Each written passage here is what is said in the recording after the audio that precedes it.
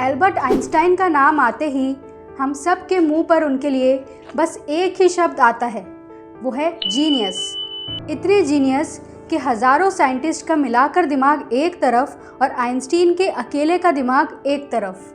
Einstein एक मशहूर physicist थे जिन्होंने थ्योरी ऑफ रिलेटिविटी E=mc² जैसे रिवॉल्यूशनरी कॉन्सेप्ट्स दिए, जिसने पूरी दुनिया के सोचने का तरीका ही बदल कर रख दिया। आइंस्टीन के सोचने की शक्ति इतनी गहरी थी कि उन्होंने टाइम, स्पेस और एनर्जी को समझने का तरीका ऐसा बदला जो एक आम आदमी समझना तो दूर कभी सोच भी नहीं पाता।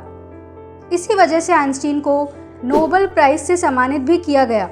आइंस्टीन की इस एक्स्ट्रा ऑर्डिनरी स्किल की वजह से पूरी दुनिया को, यहाँ तक कि खुद आइंस्टीन को भी ये पता था कि उनके पास जो ब्रेन है वो आम आदमी के ब्रेन से बहुत अलग है।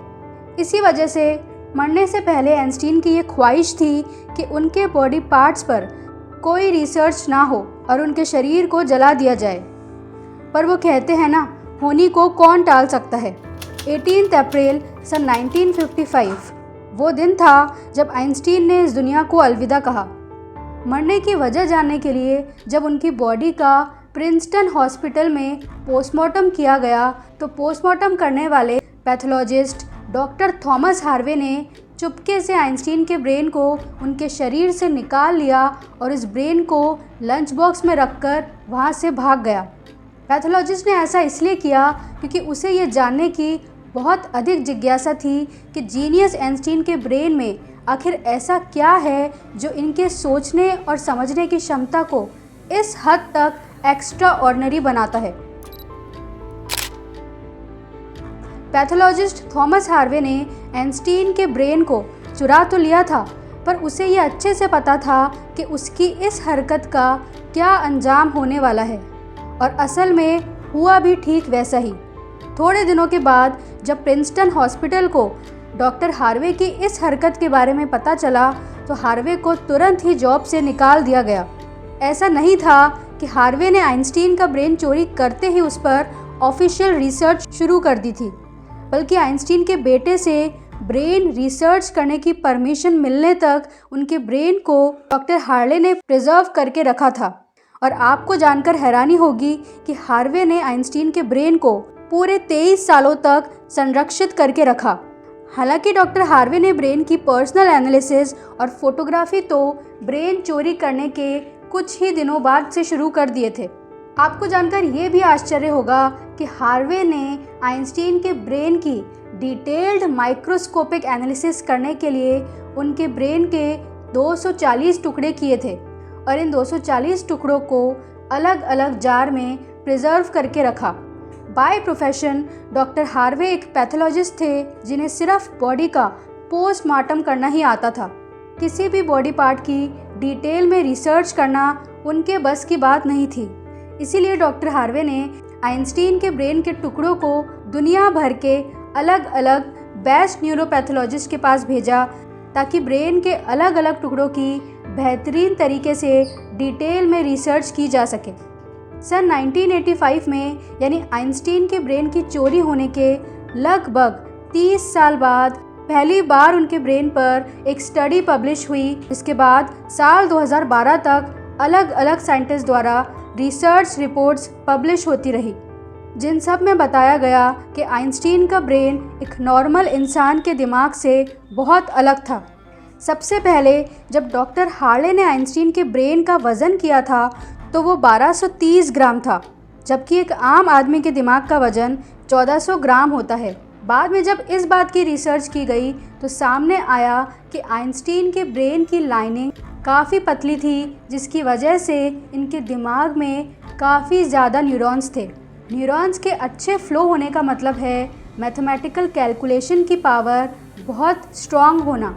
एक आम आदमी जिसको कॉम्प्लेक्स मैथमेटिकल प्रॉब्लम्स को सॉल्व करने में घंटों लग जाते हैं, वही ज़्यादा न्यूरॉन्स के फ्लो होने की वजह से आइंस्टीन कॉम्प्लेक्स मैथमेटिकल प्रॉब्लम्स को बिना पेन और पेपर पे लिखे चुटकियों में अपने माइंड में ही सॉल्व कर लिया करते थे।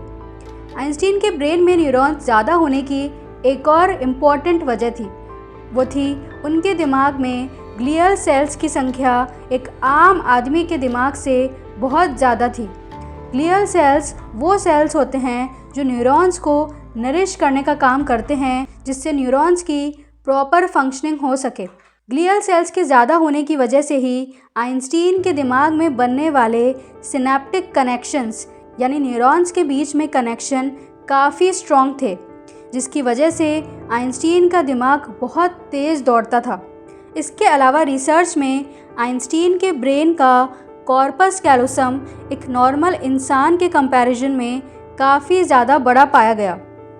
दरअसल इंसान का ब्रेन दो हिस्सों में डिवाइड होता है, लेफ़्ट ब्रेन और राइट ब्रेन। लेफ़्ट ब्रेन हमारी बॉडी के राइट पार्ट्स को कंट्रोल करता है और राइट ब्रेन हमारी बॉडी के लेफ़्ट पार्ट्स को कंट्रोल करने का काम करता है। लेफ़्ट ब्रेन इंसान के बोलने, लिखने, किसी चीज़ को समझने और कैलकुलेशंस करने के लिए रिस्पॉन्सिबल होता है। वहीं right brain creative ideas, art और स्किल के लिए काम में आता है। एक आम आदमी जब ब्लैक बोर्ड पर या पेपर पर लिखता है तो वो एक बार में एक हाथ से ही लिख सकता है। एक ही बार में दोनों हाथों से नहीं लिखा जा सकता। ये इसलिए होता है क्योंकि जब राइट हैंड से लिखा जाता है तो उसे लेफ़्ट ब्रेन कंट्रोल करता है। अब लेफ़्ट ब्रेन राइट ब्रेन को इतना जल्दी इंस्ट्रक्शन नहीं दे सकता कि राइट हैंड ने एक वर्ड लिखा है तो लेफ़्ट हैंड को अगला कौन सा शब्द लिखना है। ब्रेन के दोनों हिस्से जिस चीज़ से कम्युनिकेट करते हैं उसे कॉर्पस कैलोसम कहा जाता है और आइंस्टीन का कॉर्पस कैलोसम आम इंसान की तुलना में काफ़ी बड़ा था, जिस वजह से उनके दोनों ब्रेन का कम्युनिकेशन बहुत ज़्यादा स्ट्रॉन्ग था, जिस वजह से वो दोनों हाथों से एक साथ भी लिख सकते थे। साथ ही ब्रेन के दोनों हेमिस्फीयर में ज़ोरदार कोऑर्डिनेशन होने की वजह से एक ही वक्त में वो मल्टीटास्किंग, लॉजिकल थिंकिंग और आइंस्टीन को फास्ट लर्नर बनाते थे। इन सब के बावजूद सबसे ज़रूरी सवाल ये आता है कि क्या आइंस्टीन पैदा ही ऐसे स्पेशल दिमाग के साथ हुए थे या पैदा होने के बाद में उनका ब्रेन ऐसा डेवलप हुआ। जब रिसर्च की गई तो पता चला कि अल्बर्ट आइंस्टाइन 5 साल तक तो बोल ही नहीं पाते थे।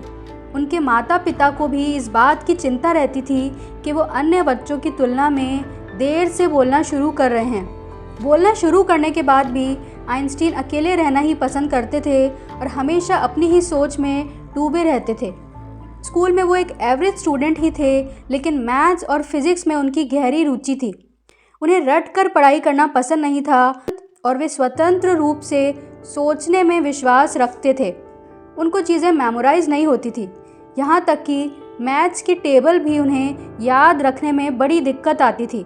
जैसे जैसे आइंस्टीन बड़े होते गए वैसे वैसे खुद के दम पर आइंस्टीन ने समझकर मैथ्स और साइंस के कॉन्सेप्ट्स इतने स्ट्रॉन्ग कर लिए कि वो उसमें मास्टर बन गए। यहाँ तक कि क्लास में आइंस्टीन टीचर से कुछ सवाल पूछते थे तो टीचर भी उनके सवालों से घबरा जाते थे, क्योंकि टीचर्स को भी इन सवालों के जवाब मालूम नहीं होते थे। आइंस्टीन जब जवान हुए तो उनकी ज़िंदगी का मकसद था कि वो यूनिवर्स की गहराई से समझ प्राप्त करें और फिज़िक्स के फंडामेंटल प्रिंसिपल्स को डेवलप करें, जिस वजह से उन्होंने मॉडर्न फिज़िक्स की नींव रखी और इसी वजह से उन्हें PhD की डिग्री और नोबेल प्राइज़ से भी सम्मानित किया गया। आखिर रिसर्च में ये पाया गया कि आइंस्टीन का ये जीनियस ब्रेन बाय बर्थ नहीं बल्कि पैदा होने के बाद डेवलप हुआ और इसकी वजह थी उनकी कुछ आदतें। आइंस्टीन की यह आदत थी कि जब भी कोई चीज़ उन्हें समझ नहीं आती थी, किसी और से पूछने के बजाय वो खुद ही उसका जवाब खोजने लग जाते थे और तब तक हार नहीं मानते थे जब तक उसका जवाब वो खुद से ढूंढ नहीं लेते थे।